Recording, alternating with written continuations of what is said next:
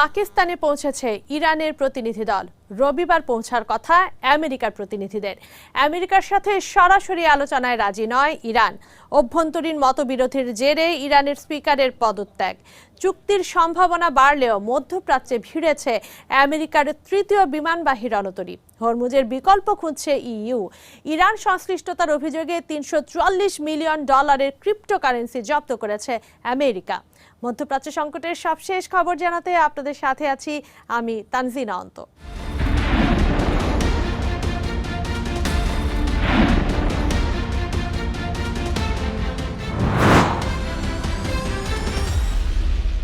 পররাষ্ট্রমন্ত্রী আব্বাস আরাকচির নেতৃত্বে ইরানের প্রতিনিধি দল পাকিস্তান পৌঁছেছে।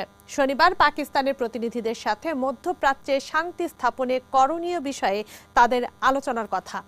এদিকে আমেরিকার প্রতিনিধিরা পাকিস্তান যাচ্ছেন হোয়াইট হাউস এমন তথ্য জানালেও ইরানের পররাষ্ট্র মন্ত্রণালয় তাদের সাথে সরাসরি আলোচনার সম্ভাবনা নাকচ করে দিয়েছে। শান্তি আলোচনার বিষয়ে কথা বলতে পাকিস্তান পৌঁছেছেন ইরানের পররাষ্ট্রমন্ত্রী আব্বাস আরাকচি। শুক্রবার রাতে পাকিস্তানের রাজধানী ইসলামাবাদে অবতরণ করে তাকে বহনকারী বিমান। এরপর কড়া নিরাপত্তায় তাকে সহ ইরানের অন্যান্য প্রতিনিধিদের বিমানবন্দর থেকে নিয়ে যাওয়া হয়। পাকিস্তানের পররাষ্ট্র মন্ত্রণালয়ের মুখপাত্র তাহির আন্দারবি জানিয়েছেন, এই সফরে পাকিস্তানের সরকারের সাথে মধ্যপ্রাচ্য পরিস্থিতি এবং স্থায়ী শান্তি স্থাপনে করণীয় বিষয়ে আলোচনা করবে ইরানের প্রতিনিধিরা। এদিকে শুক্রবার রাতে হোয়াইট হাউস জানিয়েছে, আলোচনার জন্য ইরান যাচ্ছেন প্রেসিডেন্ট ডোনাল্ড ট্রাম্পের বিশেষ দূত স্টিভ উইটকফ এবং জামাতা জ্যারেড কুশনার। তবে ইরানের পররাষ্ট্র মন্ত্রণালয়ের মুখপাত্র ইসমাইল বাঘি জানিয়েছেন, আমেরিকার সাথে সরাসরি আলোচনার কোনো পরিকল্পনা নেই তাদের। ইরানের পক্ষ থেকে সম্ভাব্য একটি সমন্বিত প্রস্তাবনা আসতে পারে বলে জানিয়েছে পাকিস্তান ট্রিবিউন। তাদের দাবি, শনিবার পাকিস্তানের প্রতিনিধি দলের সাথে আলোচনায় এই প্রস্তাবনাই তুলে ধরবেন ইরানের প্রতিনিধিরা। বিশ্লেষকদের বরাত দিয়ে পাক ট্রিবিউন বলছে, ইরানের প্রস্তাবটি মূলত আগে আলোচিত 10 দফা প্রস্তাবনার একটি পরিবর্তিত রূপ এবং এই প্রস্তাবটি পরবর্তী পর্যায়ের আলোচনার পথ প্রশস্ত করবে। এই সমন্বিত প্রস্তাবের রূপরেখা এবং বিষয়বস্তু সম্পর্কে খুব বেশি কিছু প্রকাশ্যে না এলেও এতে প্রথম দফার আলোচনার অগ্রগতিকে গুরুত্ব দেওয়া হতে পারে বলে মনে করা হচ্ছে। আমেরিকার প্রেসিডেন্ট ডোনাল্ড ট্রাম্প সাময়িক যুদ্ধবিরতির মেয়াদ বাড়ালেও তার বিভ্রান্তিকর বক্তব্য এই সংবেদনশীল প্রক্রিয়াটিকে আরও জটিল করে তুলছে। আবার ইরানও একটি অবাধ ও সুষ্ঠু শান্তি আলোচনার স্বার্থে উত্তেজনা কমানো এবং আমেরিকার আধিপত্য প্রতিরোধের নীতিগত অবস্থানে অনড় রয়েছে। পারস্পরিক আলোচনার পথ সুগম করতে তেহরান তাদের ওপর থেকে আমেরিকার নৌ অবরোধ প্রত্যাহারের দাবিও জানাচ্ছে। Azimur Rashid Kanak, one international desk. এদিকে আমেরিকার সঙ্গে ইরানের আলোচক দলের প্রধান ও পার্লামেন্টের স্পিকার মোহাম্মদ বাঘের গালিবাফ পদত্যাগ করেছেন। অভ্যন্তরীণ মতবিরোধের জেরে তার এই পদত্যাগ বলে জানিয়েছে ইরান ইন্টারন্যাশনাল। এদিকে ইরানের পররাষ্ট্রমন্ত্রী আব্বাস আরাকচি জানিয়েছেন, তেহরানের পররাষ্ট্রনীতিতে প্রতিবেশী দেশগুলোই সবসময় অগ্রাধিকার পাবে। আমেরিকার সঙ্গে সংলাপ ঘিরে ইরানের কূটনৈতিক অঙ্গনে হঠাৎ করেই বড় ধরনের পরিবর্তনের ইঙ্গিত মিলেছে। দেশটির আলোচক দলের প্রধান মোহাম্মদ বাঘের গালিবাফ পদত্যাগ করেছেন বলে জানা গেছে, যা অভ্যন্তরীণ মতবিরোধের জেরেই ঘটেছে বলে বিভিন্ন সূত্রে উল্লেখ করা হচ্ছে। শুক্রবার ইরান ইন্টারন্যাশনাল প্রকাশিত এক প্রতিবেদনে বলা হয়, ওয়াশিংটনের সঙ্গে চলমান আলোচনায় পারমাণবিক ইস্যু অন্তর্ভুক্ত করার উদ্যোগ নেয় তীব্র সমালোচনার মুখে পড়তে হয় তাকে। শেষ পর্যন্ত সেই চাপেই তাকে পদত্যাগে বাধ্য করা হয়েছে বলে ধারণা করা হচ্ছে। এদিকে শুক্রবার সামাজিক মাধ্যম এক্সে দেয়া এক বিবৃতিতে ইরানের পররাষ্ট্রমন্ত্রী আব্বাস আরাকচি জানান, পাকিস্তান, ওমান এবং রাশিয়ার অংশীদারদের সাথে দ্বিপাক্ষিক স্বার্থ ও আঞ্চলিক উন্নয়ন নিয়ে আলোচনা করতে যাচ্ছেন তিনি। জোর দিয়ে বলেন, তেহরানের পররাষ্ট্র নীতিতে সবসময় প্রতিবেশী দেশগুলোই অগ্রাধিকার পাবে। চলতি সপ্তাহের শুরুতে আমেরিকা ও ইরানের মধ্যকার শান্তি আলোচনা স্থগিত হয়ে যাওয়ার পর তা আবারও শুরু করার বিষয়ে বিভিন্ন প্রস্তাব নিয়ে তার আলোচনার কথা রয়েছে। তবে স্পষ্ট করা হয়, সেখানে অবস্থানরত আমেরিকার কোনো আলোচকদের সাথে সরাসরি সাক্ষাৎ করবেন না আরাকচি। গালিবাফের অনুপস্থিতি এবং আরাকচির এই একক তৎপরতা তেহরানের অভ্যন্তরীণ বা কৌশলগত পরিবর্তনের ইঙ্গিত হতে পারে বলে মনে করছেন বিশ্লেষকরা। H M Ataullah, one international desk. যুদ্ধ বন্ধে ইরান আমেরিকার স্থায়ী চুক্তির সম্ভাবনা জোরালো হচ্ছে। তবে এরই মধ্যে মধ্যপ্রাচ্যে ভিড়েছে আমেরিকার তৃতীয় বিমানবাহী রণতরী। মধ্যপ্রাচ্য ভিত্তিক গণমাধ্যমগুলো বলছে, ইসরায়েলের ফুরিয়ে আসা সমরাস্ত্র মজুদ বাড়াতে আকাশ করিডোর স্থাপন করেছে ওয়াশিংটন। আর তাই বিরতির পরে নতুন করে আমেরিকার সংঘাত শুরুর পরিকল্পনার আশঙ্কা বাড়ছে। ইরানের সাথে অনির্দিষ্ট সময়ের জন্য যুদ্ধবিরতি বাড়ানোর ঘোষণা দিয়েছেন প্রেসিডেন্ট ট্রাম্প। তবে গুঞ্জন উঠেছে, চুক্তি না হলে আগামী সপ্তাহেই এই মেয়াদ শেষ করার ঘোষণা দিতে পারেন তিনি। এর মধ্যেই আলোচনার জন্য পাকিস্তানে পৌঁছেছেন ইরানের পররাষ্ট্রমন্ত্রী। ইসলামাবাদে যাচ্ছেন ট্রাম্পের দুই প্রতিনিধি জেরেড কুশনার ও স্টিভ উইটকফও। এদিকে আলোচনার সম্ভাবনার মধ্যেই মধ্যপ্রাচ্যে পৌঁছেছে আমেরিকার তৃতীয় বিমানবাহী রণতরী। ৯০টি যুদ্ধবিমান ও ৫,০০০ সেনা নিয়ে অঞ্চলটিতে নোঙর করেছে ইউএসএস জর্জ ডব্লিউ বুশ। আমেরিকার বাহিনীর সুপার ক্যারিয়ার হিসেবে পরিচিত এই বিমানবাহী রণতরী ২০০৯ সালে নৌবাহিনীর অন্তর্ভুক্ত হয়। এটিকে ফ্লোটিং এয়ারবেজ বা ভাসমান নৌঘাটিও বলা হয়, যা কয়েক হাজার কিলোমিটার দূরের লক্ষ্যবস্তুতেও বিমান হামলা চালাতে সক্ষম। পরমাণু শক্তিতে চলে, তাই জ্বালানির প্রয়োজন নেই। ফলে টানা কয়েক বছর সমুদ্রে থাকতে সক্ষম এই রণতরী। বিমানবাহী এই রণতরীতে F-18 super hornet, EA-18G growler, airborne early warning system, MH-60 seahawk হেলিকপ্টারের সাথে সি স্প্যারো মিসাইল রয়েছে। ইরান যুদ্ধের জন্য আগে থেকেই দুই বিমানবাহী রণতরী আব্রাহাম লিঙ্কন এবং জেরাল্ড ফোর্ড অঞ্চলটিতে মোতায়েন রয়েছে। দ্বিতীয় দফা বৈঠক ঘিরে সংশয়ের মধ্যেই মধ্যপ্রাচ্যে শক্তি বাড়ানোয় পরিস্থিতি কোন দিকে মোড় নিতে চলেছে তা নিয়েও জল্পনা জোরালো হচ্ছে। ২০০৩ সালের পর প্রায় আড়াই দশকের মধ্যে মধ্যপ্রাচ্যে প্রতিরক্ষা মোতায়েনের এমন আয়োজন এই প্রথম। শুধু আমেরিকাই নয়, সমরাস্ত্রে ইসরায়েলকেও প্রস্তুত করছে ট্রাম্প প্রশাসন।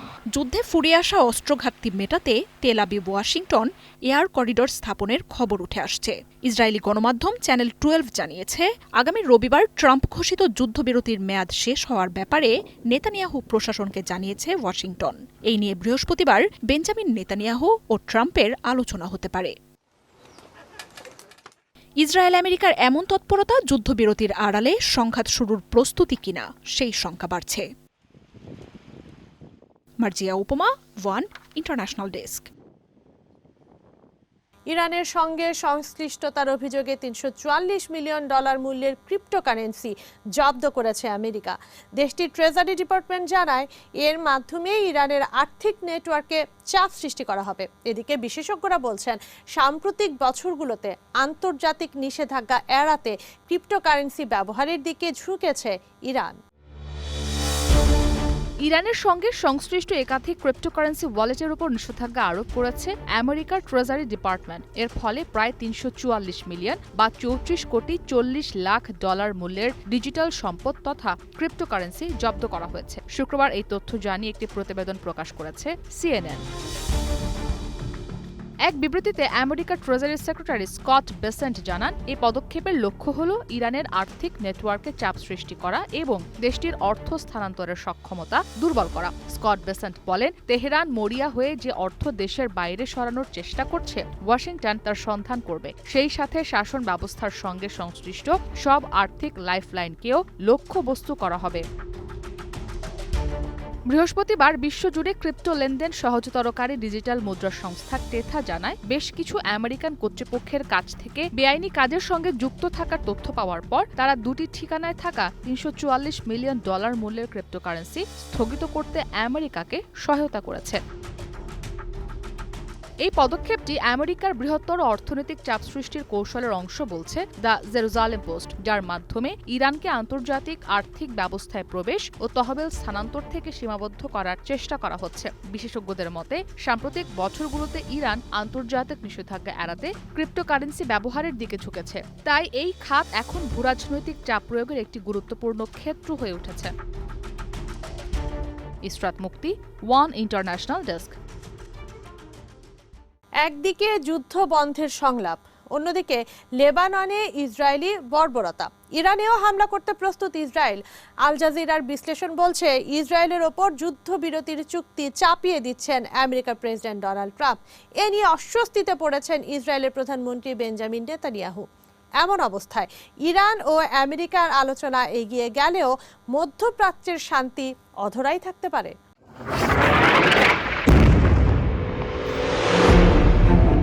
ইরান এবং আমেরিকার সংঘাত থামলেও লেবাননে একের পর এক হামলা অব্যাহত রেখেছে নেতানিয়াহু সেনারা। যুদ্ধবিরতি ভেঙে পাল্টাপাল্টি হামলার দাবি করেছে হিজবুল্লাহ এবং আইডিএফ। দক্ষিণ লেবাননে সেনা মোতায়েনও রেখেছে তেল আবিব। শুধু লেবাননের সাধারণ মানুষ নয়, বরং নিহত হচ্ছেন জাতিসংঘের শান্তিরক্ষীরাও। সংস্থাটি হুঁশিয়ার করেছে লেবাননে যুদ্ধ অব্যাহত থাকলে মধ্যপ্রাচ্যে শান্তি ফিরবে না। ডোনাল্ড ট্রাম্পও লেবাননে যুদ্ধবিরতি ৩ সপ্তাহ বাড়ানোর ঘোষণা দিলেও আল জাজিরার বিশ্লেষণ বলছে যুদ্ধ বন্ধে ইরানের শর্তের মধ্যে ছিল লেবাননে হামলা বন্ধ করবে ইসরায়েল। তবে ইরান এবং আমেরিকার আলোচনা নিয়ে কিছুই জানানো হচ্ছে না ইসরায়েলকে। পাকিস্তানে আলোচনার জন্য আমেরিকার প্রতিনিধিরা থাকলেও ইসরায়েলকে এর অন্তর্ভুক্ত করা হয়নি।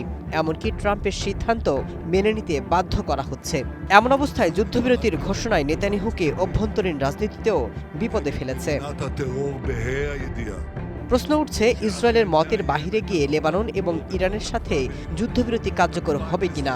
এমন অবস্থায় আমেরিকা ইসরায়েলের রাজনৈতিক পরামর্শক সাইন ইন্ড মনে করছেন, আমেরিকা এবং ইসরায়েল শক্তিশালী অংশীদার হলেও ওয়াশিংটন চূড়ান্ত গতিপথ নির্ধারণ করে। তবে নেতানিয়াহুর জন্য এটি হুমকি হলে ভিন্ন পথেও হাঁটতে পারে তেল আবিব, যা মধ্যপ্রাচ্যের শান্তি নষ্ট করতে পারে। Masud Rana, one international desk. হরমুজে আমেরিকার জন্য আতঙ্কের নাম ইরানের ছোট আকারের ফাস্ট বোট। দ্রুত গতিতে চলা এসব নৌযানে চড়ে মুহূর্তেই জাহাজগুলোকে ধরাশায়ী করে ফেলে আইআরজিসির সেনারা। হরমুজে আমেরিকার নিরাপত্তা নিয়ে নতুন চ্যালেঞ্জের মুখে আমেরিকা। প্রেসিডেন্ট ট্রাম্প দাবি করছেন ইরানের নৌবাহিনীর কিছুই অবশিষ্ট নেই। তবে এর মধ্যেই আইআরজিসির 2টি বাণিজ্যিক জাহাজ জব্দের ঘটনায় আমেরিকার প্রেসিডেন্টের এই দাবি অকার্যকর হয়ে উঠেছে। হরমুজে কন্টেইনার জাহাজ জব্দের ভিডিও প্রকাশ করেছে ইরান, যেখানে ছোট নৌযানে দক্ষ সেনাদের অত্যন্ত তৎপরতার সঙ্গে জাহাজগুলোর নিয়ন্ত্রণ নিতে দেখা যায়। এর আগে প্রেসিডেন্ট ট্রাম্প দাবি করেছিলেন ইরানের নৌবাহিনীকে সমুদ্রের নিচে পাঠিয়ে দিয়েছে আমেরিকার সেনারা। তিনি জানান, প্রচলিত নৌবাহিনী ধ্বংস হলেও ইরানের ফার্স্ট অ্যাটাক শিপের বহরকে তেমন ঝুঁকিপূর্ণ মনে হয়নি। আমেরিকার অবরোধ সীমার কাছাকাছি এলে এসব নৌযানকে ধ্বংস করে দেয়া হবে বলে হুঁশিয়ারি দেন তিনি। রয়টার্স জানিয়েছে, ইরানের এসব ফার্স্ট অ্যাটাকিং বোট প্রচলিত যুদ্ধজাহাজগুলোর তুলনায় ভিন্ন। নৌযানগুলোতে ভারী অস্ত্র না থাকলেও আইআরজিসি ভারী মেশিনগান, রকেট লঞ্চার, এমনকি কিছু ক্ষেত্রে অ্যান্টিশিপ মিসাইলও ব্যবহার করে। উপকূলে থাকা মিসাইল, ড্রোনের সাথে জলসীমায় থাকা মাইন ও নতুন করে যুক্ত হওয়া স্পিডবোটগুলোকে ইরানের পরিকল্পিত কয়েক স্তরের হুমকি হিসেবে দেখা হচ্ছে। এছাড়াও জাহাজগুলোর সিদ্ধান্ত ও চলাচল সীমিত করতে ইলেকট্রনিক সরঞ্জামও ব্যবহার করছে তেহরান। যুদ্ধের আগে ইরানের হাতে এ ধরনের শত শত বা কয়েক হাজার নৌযান থাকার ধারণা করেছিল ম্যারিটাইম সিকিউরিটি সূত্রগুলো। উপকূলে গোপন সুড়ঙ্গ নেটওয়ার্ক, নৌঘাঁটি ও বেসামরিক নৌযানের আড়ালে খুব সূক্ষ্মভাবে সেসব লুকিয়ে রাখা হয়েছিল। আমেরিকা ও ইসরায়েলের সাথে যুদ্ধে শতাধিক নৌযান ধ্বংসের ধারণা করা হলেও এ ধরনের আরও বহু জলযান ইরানের ঘাঁটিতে রয়ে গেছে, এমনটাই শঙ্কা নিরাপত্তা বিশ্লেষকদের। আমেরিকার বিভিন্ন পদক্ষেপের সাথেই নিজেদের কৌশলেও পরিবর্তন আনছে তেহরান। এর আগে হরমুজে হামলায় মিসাইল, ড্রোনের মতো অস্ত্র ব্যবহার করা হলেও আমেরিকার অবরোধের পর ফাস্টবোট পরিকল্পনা বাস্তবায়ন করছে দেশটি। বাণিজ্যিক জাহাজগুলোতে আইআরজিসির এসব সেনাদের প্রতিহত করার তেমন কোনো সরঞ্জাম থাকে না। তাই বেশ কিছু নৌকায় যখন আইআরজিসি জাহাজগুলোকে ঘিরে ফেলে, তার সুরক্ষার কোনো উপায় খুঁজে পান না ক্রুরা। আমেরিকার বিরুদ্ধে সংঘাতে ইরানের নৌকৌশলের মেরুদণ্ডে পরিণত হয়েছে ফাস্টবোট ব্যবহারের এই কৌশল। শনাক্ত হওয়া ছাড়াই খুব দ্রুত এসব নৌযান নিজেদের অভিযান ও লক্ষ্য পূরণে সক্ষম। মার্জিয়া উপমা, ওয়ান ইন্টারন্যাশনাল ডেস্ক। ইরান যুদ্ধের কারণে জ্বালানি সংকটের পুনরাবৃত্তি ঠেকাতে নতুন পরিকল্পনা করছে ইউরোপিয়ান ইউনিয়ন। শুক্রবার সাইপ্রাসে ইইউ নেতাদের সাথে বৈঠক শেষে এই কথা জানান ইউরোপিয়ান কমিশনের president Ursula von der Leyen. তিনি জানান, হরমুজ এড়িয়ে কিভাবে জ্বালানি সরবরাহ নিশ্চিত করা যায় তা খতিয়ে দেখা হচ্ছে। মধ্যপ্রাচ্যে হরমুজ ছাড়া বিকল্প জ্বালানি পথগুলোতে অর্থায়নের বিষয়টি গুরুত্ব সহকারে খতিয়ে দেখছে ইউরোপিয়ান ইউনিয়ন। তীব্র জ্বালানি সংকট এবং ইরান যুদ্ধের ফলে তেল ও গ্যাসের আকাশচুম্বী দাম তাদের এই বিষয়টি নিয়ে ভাবতে বাধ্য করেছে। হরমুজ প্রণালী এড়িয়ে জ্বালানি পরিবহন নিশ্চিত করতেই এই পরিকল্পনা। ইউরোপিয়ান কমিশনের president Ursula von der Leyen বলেছেন, ইইউ উপসাগরীয় দেশগুলোর সাথে এমন নতুন প্রকল্পগুলোতে কাজ করতে প্রস্তুত যা বিশ্ববাজারে জ্বালানি সরবরাহ করবে এবং যেগুলোর ওপর যুদ্ধ বা ভূরাজনৈতিক সংঘাতের কোনো প্রভাব পড়বে না। শুক্রবার সাইপ্রাসের রাজধানীতে ইইউ নেতাদের এক অনানুষ্ঠানিক বৈঠক শেষে সাংবাদিকদের ভন ডার লিয়েন আরও বলেন, উপসাগরীয় দেশগুলোর সাথে মিলে রপ্তানি অবকাঠামোকে বহুমুখী করতে প্রস্তুত ইইউ। এছাড়া ইরান যুদ্ধে ক্ষতিগ্রস্ত উপসাগরীয় দেশগুলোর জ্বালানি অবকাঠামো সংস্কারে সহযোগিতার প্রস্তাবও দেন তিনি। বিশ্বের 1/5 তেল ও গ্যাস হরমুজ প্রণালী দিয়ে পরিবাহিত হয়, কিন্তু যুদ্ধের কারণে এই জলপথটি মূলত বন্ধ হয়ে আছে, যা বিশ্ববাজারে জ্বালানির দাম উদ্বেগজনক হারে বাড়িয়ে দিয়েছে। ভন ডার লিয়েন জানান, মূল্য বৃদ্ধির ফলে গত 43 দিনে উপসাগরীয় 27টি দেশ থেকে জ্বালানি আমদানি করতে তাদের প্রায় $30 বিলিয়ন গুনতে হয়েছে। ইইউ এবং বিশ্বের বৃহত্তম গণতান্ত্রিক দেশের মধ্যে India middle east Europe economic করিডোরের কথা উল্লেখ করেন ভন ডার লিয়েন। তবে কোন প্রকল্পগুলো বিবেচনা করা হচ্ছে বা সেগুলো কবে নাগাদ কার্যকর হবে সে সম্পর্কে সুনির্দিষ্ট করে তিনি কিছুই জানাননি। Azimur Rashid Kanak, one international desk. Iran যুদ্ধের বিরূপ প্রভাব পড়েছে অস্ট্রেলিয়ার কৃষিখাতে। জ্বালানি ও সারের দাম বাড়ায় আর্থিক ক্ষতির মুখে পড়েছে দেশটির কৃষকরা।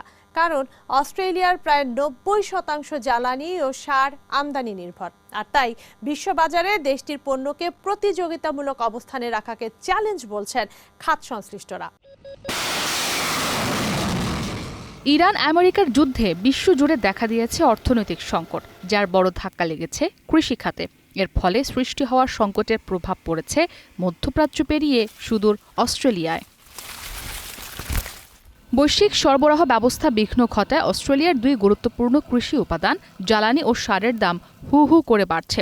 এদিকে একদিকে দেশটিতে যেমন বাড়ছে গোখাদ্যের দাম, অন্যদিকে খরার কারণে ধুঁকছে দেশটির কৃষকরা। অস্ট্রেলিয়ার প্রায় 90% জ্বালানি এবং বেশিরভাগ সার আমদানির ওপর নির্ভরশীল। ফলে বিশ্ববাজারে যে কোনো অস্থিরতা দেখা দিলে এর সরাসরি প্রভাব পড়ে দেশটির কৃষি খাতে। জ্বালানি ও সার আমদানির খরচ প্রতিনিয়ত যেভাবে বাড়ছে তাতে দেশটির কৃষকের পরিস্থিতি হয়ে উঠছে আরও কঠিন। অস্ট্রেলিয়ার ভিক্টোরিয়ান ফার্মার্স ফেডারেশনের কর্মকর্তা স্কট ইয়াং উদ্বেগ প্রকাশ করে বলেন, টানা 18 মাসের খরায় তার জমি এখন চাষযোগ্য অবস্থায় নেই। গবাদি পশুর খাদ্য জোগাতে বিকল্প কিছুর উপর নির্ভর করতে হচ্ছে, যা আগের চেয়ে অনেক ব্যয়বহুল। কৃষি জমির মাটির আর্দ্রতা পরিমাপক যন্ত্র দেখাচ্ছে এবছর মাটির আর্দ্রতা গত 5 বছরের মধ্যে সবচেয়ে কম। খরার কারণে অনেক কৃষক বহুদিন লাভের মুখ দেখেনি। মরার উপর খাড়ার ঘা হিসেবে জ্বালানির ঊর্ধ্বগতির দৌড়ে হাঁপিয়ে উঠছে এই খাত সংশ্লিষ্টরা। এ বিষয়ে স্কট ইয়ং আরও জানান, আগে ডিজেলের বাজেট ধরা হতো $1.70 থেকে $1.80, যা এখন বেড়ে দাঁড়িয়েছে $3.20। জ্বালানির মূল্য বৃদ্ধির ফলে কৃষি যন্ত্রপাতি পরিচালনার খরচও সমান তালে বাড়ছে বলে জানান ভিক্টোরিয়া ডেইরি ফার্মার্সের সভাপতি মার্ক বিলিং। তিনি বলেন, প্রথম সমস্যা হলো জ্বালানি পাওয়া, দ্বিতীয় সমস্যা এর দাম। কন্টেইনার ও জাহাজে দেশটির পণ্য তোলার জন্য প্রয়োজনীয় সরঞ্জাম, পণ্য পরিবহনের খরচ, বীমা খরচ সহ সবকিছুর কারণেই খরচ বাড়ছে। তাই বিশ্ববাজারে অস্ট্রেলিয়ার পণ্যকে প্রতিযোগিতামূলক একটি জায়গায় রাখাই এখন প্রধান চ্যালেঞ্জ। ইসরাত মুক্তি, ওয়ান ইন্টারন্যাশনাল ডেস্ক। প্রায় 2 দশক পর নির্বাচনে ভোট দিচ্ছেন ফিলিস্তিনিরা। অধিকৃত পশ্চিম তীর ও গাজা উপত্যকার একটি কেন্দ্রীয় এলাকায় পৌরসভা নির্বাচনে ভোট গ্রহণ চলছে। বার্তা সংস্থা রয়টার্স জানায়, স্থানীয় সময় শনিবার সকাল 7টায় ভোট গ্রহণ শুরু হয়। গাজা উপত্যকায় ইসরায়েলের যুদ্ধ শুরুর পর এটাই প্রথম নির্বাচন।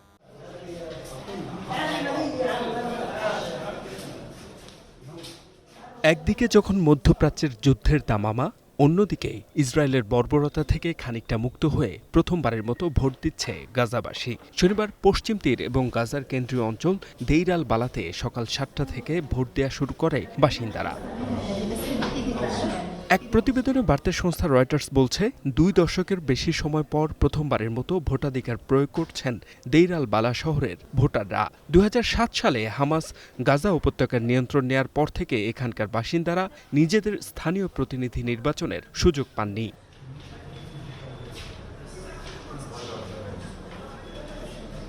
এদিকে প্রার্থীরা বলছেন ফিলিস্তিনের নেতৃত্ব ও নীতিমালায় নতুনত্ব আনতে চান তারা। আমরা আশা করি এই নির্বাচনী প্রক্রিয়া 1967 সালে দখলকৃত সমস্ত ফিলিস্তিনি ভূখণ্ডে একটি সাধারণ আইনসভা এবং প্রেসিডেন্ট নির্বাচনের পথ প্রশস্ত করবে। আমরা চাই ফিলিস্তিনের নেতৃত্ব এবং নীতিমালায় নতুনত্বের ছোঁয়া লাগুক। দীর্ঘদিন ধরে সিটি কাউন্সিল সদস্য নিয়োগ দিয়ে আসছিল হামাস এবং নিয়মিতভাবে স্থানীয়ভাবে নির্বাচন আয়োজন বন্ধ রেখেছিল তারা। অন্যদিকে পশ্চিম তীরে ফিলিস্তিনি অথরিটি নিয়ন্ত্রিত এলাকাগুলোতে নির্বাচন চালু ছিল। তবে এবারের নির্বাচনের ফলাফল হামাস মেনে নেবে কিনা তা নিয়ে অনিশ্চয়তা রয়েছে। আলবিরাহ মিউনিসিপ্যাল কাউন্সিলর প্রার্থী হতে পারা আমার জন্য অত্যন্ত গুরুত্বপূর্ণ। বিশেষ করে আমি এখানে তরুণ প্রজন্ম এবং নারীদের প্রতিনিধিত্ব করছি। আমাদের তরুণরা নতুন মুখ এবং নতুন দৃষ্টিভঙ্গি নিয়ে এগিয়ে আসছে, যারা সমাজে পরিবর্তন, উন্নয়ন এবং সংস্কার আনতে চায়। রামাল্লা ভিত্তিক কেন্দ্রীয় নির্বাচন কমিশনের তথ্য অনুযায়ী ইসরায়েলের অধিকৃত পশ্চিম তীরে প্রায় 15 লাখ এবং গাজার দেইর আল বালা এলাকায় প্রায় 70,000 ভোটার নিবন্ধিত রয়েছেন। HM. Ataullah, one international desk. আজ এ পর্যন্তই। আগামীকাল একই সময়ে আবারও হাজির হব মধ্যপ্রাচ্য সংকটের সবশেষ খবর নিয়ে। আন্তর্জাতিক অঙ্গনের হালনাগাদ খবর জানতে সাবস্ক্রাইব করুন চ্যানেল 1 এর ইউটিউব চ্যানেল, ফলো করুন আমাদের ফেসবুক পেজ।